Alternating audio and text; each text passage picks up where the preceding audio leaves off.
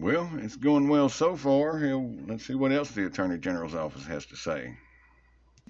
Anytime you are going to meet in closed session, you want to make sure that the specific requirements in the statute are met before you go into that closed session. All right, to the extent that you are allowed to meet in closed session, I want to emphasize that those closed sessions are only for deliberation. You cannot take final action in a closed session. That has to be done in an open meeting.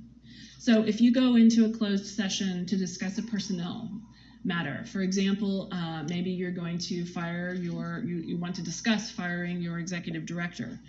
The Act allows you as a governmental body to go in and have a very candid conversation in closed session about the reasons for doing so, the advantages, the disadvantages, whether that person deserves a second chance.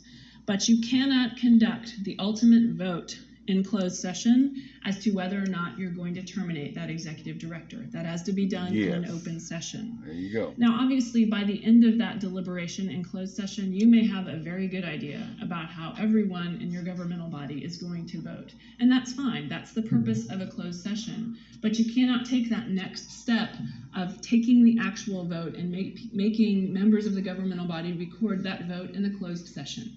That's an action that has to be done in an open meeting. How many times have I explained that shit to them? And with that, that provides a good segue to discussing the penalties and remedies that are available under the Act if there are violations of the Act.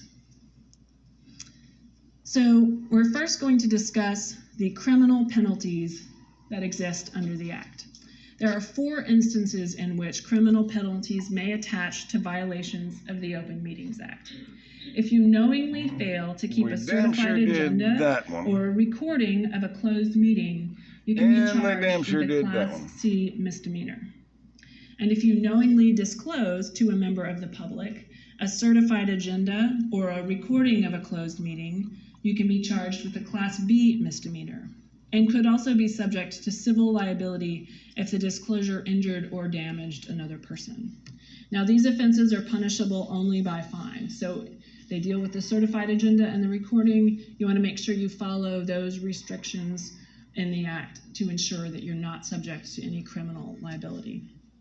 There are also 2 offenses that are punishable both by fine and confinement. The Act makes it an offense punishable by a fine and or confinement to knowingly call or participate in a closed meeting that is not permitted under the Act.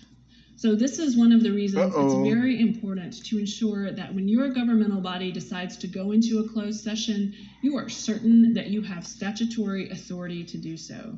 You're not going into closed session to talk about some item that is very tangentially related to legal issues and your attorney's present. You want to make sure that you have very express authority to go into closed session and you're not going to be accused of having an unauthorized closed meeting. Now, apart from these...